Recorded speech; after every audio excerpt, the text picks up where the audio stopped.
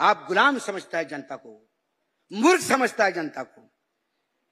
मैं आसाम के समय रक्तपात हुआ, कांग्रेस के समय इतना रक्तपात हुआ। कांग्रेस की बात मत कर, तू अपनी बात कर। 11 साल से तू भी है। 11 साल में क्या हुआ? जितने आतंकी हमले पहले नहीं हुए, उससे ज्यादा आतंकी हमले आज हुए हैं। क्या कर लिया आपने?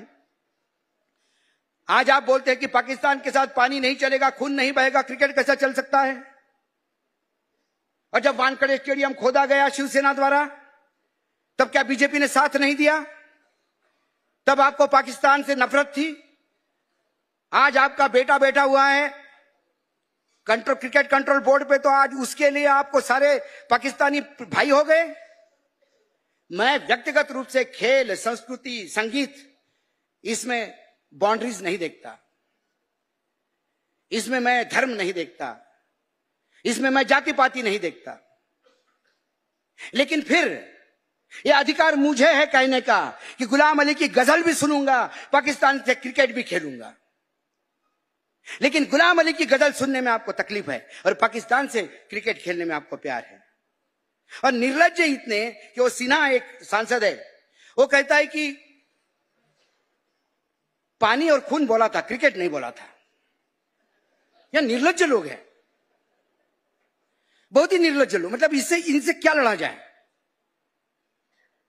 हदपद हो जाता आदमी। निर्लज्जता मतलब, हाँ नहीं बोला था, खेल बोलेंगे तब करेंगे। खेल कब बोलोगे? शरद पवार जी जिस दिन अध्यक्ष बन जाएंगे उस दिन खेल भी बंद कर देंगे, क्योंकि शरद पवार जी क्रिकेट में है, अभी हमारा बेटा क्रिकेट में है। तो और ये कहते कि अंतरराष्ट्रीय स्तर पे मैच हो रही तो मना नहीं करेंगे। मैं आपको याद दिलाऊं, मॉस्को में ओलंपिक थे, अमेरिका के नेतृत्व में इस विश्व के आधे देशों ने बहिष्कार किया था। क्रिकेट तो चंद 10 देश खेलते हैं, उसमें आपको डर लगने लगा है कि अंतरराष्ट्रीय स्तर पे क्या होगा। अंतरराष्ट्रीय स्तर पे तुम्हारी साख कहां रही है?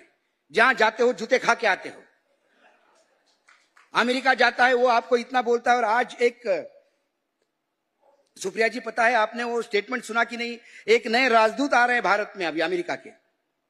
उन्होंने आने के पहले एक इंटरव्यू दिया बीबीसी को।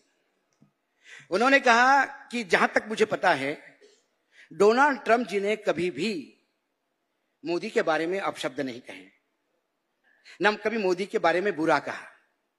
हाँ, डोनाल्ड ट्रंप ने जितना भी कहा वो भारत के बारे में कहा, मतलब भारत को गाली दी, भारत को बुरा कहा, मोदी जी को बुरा नहीं कहा। तो मैं आज उस मां भारती के बेटे को पूछता हूं, आज डोनाल्ड ट्रंप का राजदूत कहता है कि उसने तुम्हारे मां को गाली दी। आज तुम्हारे में औकात है डोनाल्ड ट्रंप को पूछने की कि तूने मेरे मां को क्यों गाली दी? एक पंक्चर वाला किसी स्टेज पे जाके एक गाली देता है और आप इसको राष्ट्र की समस्या देख रहे हो। आप अपने मां के लिए मेरे मां को गाली दी, मेरे मां को गाली दी, मेरे मां को गाली दी। अरे गाली किसने दी? नरेंद्र मोदी की मां कोई इतनी सस्ती चीज है कि कोई भी आके गाली दे और उसका अपमान हो? मैं इंदौर में था। इंदौर में सर सेठ हुकुमचंद की एक किस्सा है। सर सेठ हुकुमचंद बहुत बड़े टेक्सटाइल टाइकून थे, कॉटन किंग माना जाता था। बिरला जी ने पहली जूट मिल जो शुरू की थी, उसका फाइनेंस सर सेठ हुकुमचंद ने दिया था। इंदौर में बहुत बड़ी हुकुमचंद का पैलेस बना हुआ है, कोठी, हेरिटेज प्रॉपर्टी है। तो उन्होंने हुकुमचंद मिल शुरू की। तो कोई एक वहां पे नेता खड़ा हुआ, उन्होंने बोला बोनस चाहिए, उन्होंने बोला कोई बोनस नहीं मिलेगा। तो वो टांगा लेके पूरे इंदौर में घूम रहा। हुकुमचंद सेठ दिवालिया हो गयो, हुकुमचंद सेठ दिवालिया हो गयो। तो शाम के टाइम पे सब बड़े लोग बैठने मिलने जाते थे। तो किसी ने कहा कि क्या कर रहे हो सेठ, इसके मुंह पे कुछ पैसे दे के खत्म कर दो ना। पूरे शहर में बदनामी कर रहा है कि हुकुमचंद सेठ दिवालिया हो गयो, हुकुमचंद दिवालिया हो गयो। तो हुकुमचंद ने हंसते हुए कहा, अरे पागल, बिरला बोलो तो जानू। बिरला कहे हुकुमचंद दिवालिया हो गया तो उसको दिखाऊंगा मैं मेरी तिजोरी। ये अरे गहरे नत्थु ठहरे की औकात क्या है कि वो मुझे दिवालिया बोल जाए और मैं दिवालिया हो जाऊं? एक पंक्चर वाले की औकात इतनी हो गई, जो किसी राजनीतिक दल का व्यक्ति नहीं है, उसने गाली दी तो मोदी जी का मां का अपमान हुआ। और फिर मोदी जी जब गाली की बात शुरू हो गई तो पता पड़ा कि भारत देश के सबसे ज्यादा शातिर गालीबाज भाजपा में बने हुए हैं। एक एक के वीडियो सामने आए, सब चुप हो गए, उसके बाद कुछ नहीं। अभी हमारे साइबर पे हमारे मित्र ने बहुत अच्छा प्रेजेंटेशन दिया। मैं एक साइबर का किस्सा सुनाता हूं। 2 दिन पहले, क्योंकि आप सम्मेलन में व्यस्त होंगे, पता नहीं आपने देखा कि नहीं देखा, एकाएक सुबह खबर आई कि राहुल गांधी ने जो बेंगलोर के वोट चोरी को पकड़ा है, वो ब्रह्मदेश यानी म्यांमार में एक तय हुआ था, षड्यंत्र रचा गया था, और नेपाल जैसी स्थिति भारत में करने के लिए राहुल गांधी ने म्यांमार के साथ हाथ मिलाया। साहब, सुबह वो खबर आई, कोई मेटा डेटा करके चालू हो गया मामला, और धनाधन सारे चैनल लग गए कि देश निकाला कर देना चाहिए, पूरा गांधी परिवार ऐसा, ये वो। मैं ऑफिस में आया, सब ऑफिस में एक दूसरे की तरफ देख रहे, ये मेटा डेटा क्या है भाई, हम भी टेक्नोलॉजिकल सेवी है नहीं। फिर किसी को पूछा तो उसने कहा हम बताते हैं। इसी बीच एक युवा पत्रकार जो इंडिया टुडे ग्रुप में था और प्रताड़ित होकर उसने छोड़ दिया, वो अपना कुछ कुछ करते रहता है, उसने एक ट्वीट किया। मैंने उसको फोन किया, मैंने अरे क्या ट्वीट कर दिया? बोला भाऊ यही तो खेल है सारा। तो मैंने बोला एक शो मैं करता हूं, आ जाओ मेरे शो पे। तो आया।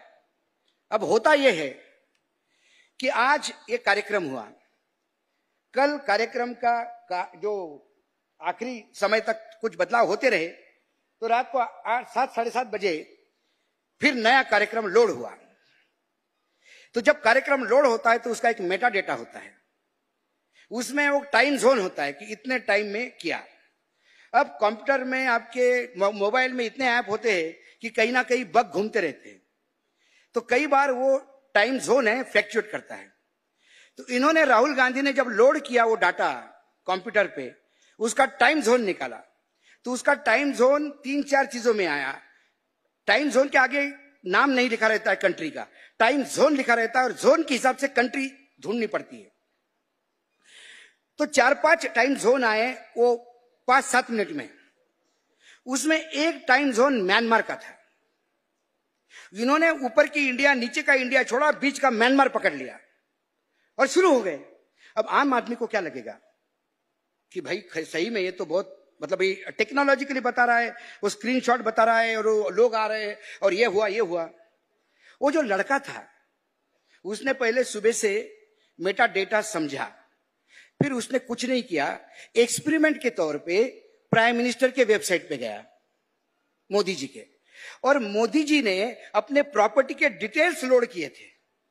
वो फाइल का उसने टाइम जोन निकाला, इस्लामाबाद का आया। फिर उसने 2 बार चेक किया, फिर वो बीजेपी के साइट पे गया, बीजेपी ने अपना घोषणा पत्र लोड किया था, उसका टाइम जोन देखा, बांग्लादेश था।